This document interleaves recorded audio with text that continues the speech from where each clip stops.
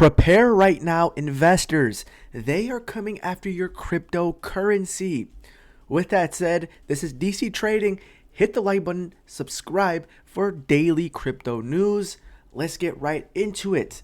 So, as you guys know, Bitcoin and the crypto market overall is down 10%. Now, to start off, we're going to go over some major crypto news and get right into it, why they are coming after your cryptocurrency. So, first off, before we saw the collapse of several banks, what did we see? Well, in the SEC versus Ripple, case that's still ongoing, Judge Torres excludes witness number one, witness Patrick Doody, who was an expert hired by the SEC to analyze our expectations as XRP holders. The judge excluded this witness. So how will the SEC prove that we expected a profit if Doody is excluded? Don't sleep on this ruling. This is a big deal. So this was obviously a big win for XRP in the battle against the SEC. Now, later on, a few days after we got the news of that, what did we get? Well, we did get the Silvergate collapse.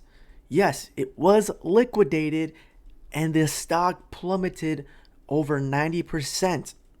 At one point a few months ago, the stock was around $22 and now it's sitting around $2 to $3. So, they did go insolvent, and this was just the beginning of what's to come for crypto. And then a few days later, what happened? Or actually not a few days, a few hours after the news of the Silvergate news, we got this from the SEC. The New York Attorney General, is suing KuCoin. Yes, and in the lawsuit, they are going after Ethereum. They're calling Ethereum a security. This is clear as day. It was all a planned attack on cryptocurrency. As you guys know, we got this big news and people were spectating that at any moment we are going to be seeing the case end. So now look at what the New York Attorney General is doing now. They're going after another crypto company by the name of KuCoin, which is a crypto exchange. They are looking for a weak player. So, in the beginning, they thought Ripple was weak. They thought they were not going to put up a battle. They were wrong. They actually went up against 5 other cryptocurrencies companies and they lost 4 out of the 5. And now it's going to be 5 out of 6 they're going to be losing once the case of Ripple versus SEC is over. This is why this is very big and it looks very planned out. Because a few days after the big news of Ripple winning this right here, we got the news that the New York Attorney General is going after KuCoin, a crypto exchange. And in the lawsuit, they are claiming that Ethereum is a security. This seems very, very odd. There is a correlation because when Ripple was sued, XRP was the number 2 coin or number 2 cryptocurrency. What is the number 2 cryptocurrency right now? That's Ethereum. But once we have this right here, the case being over, once Ripple either settles or wins, we're going to get clarity over these cryptocurrencies. But this just shows you right here that Ripple versus SEC is coming to an end very soon. And now they're looking for the next crypto company to go after. And then a few hours later, what did we get? Well, we got the second biggest bank collapse in US history. What happened? Well, Silicon Valley had to shut down. Silicon Valley Bank, to be specific. What do we know? Well, People were worried about this, and as a result, customers withdrew a staggering 50 or $42 billion of deposits by the end of Thursdays.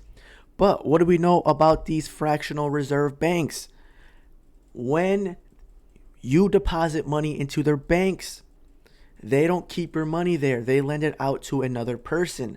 So they did not have the money to give back to these people that tried to withdraw. So as a result, they tried to raise $2.25 billion, but failed to, because a lot of these companies, they knew they were in trouble. And as a result, they had to be shut down. So this means 93% of companies that have exposure to, not 97% or 93% of companies or individuals that have exposure to this bank, their money is going to be gone. It's going to vanish. This is very big. And what did we see from this? Well, we found out USDC had some exposure to Silicon Valley Bank. To be specific, they had $3.3 billion of exposure on Silicon Valley Bank. So things are looking rough as of right now, not only for cryptocurrency, but for the banking system and the financial world in the US. It looks like things are starting to crack. This is just the beginning. We are going to see a domino effect. So you guys should be prepared, because it looks like we are going to enter a recession. Right now, the only way to help is for the feds to to bail out these banks or let them collapse. Either way, we are going to be in a rough spot. Because if the feds bail out these banks, inflation is going to increase. Why? Well, in order to bail them out, they need to print more money and pour it into the markets.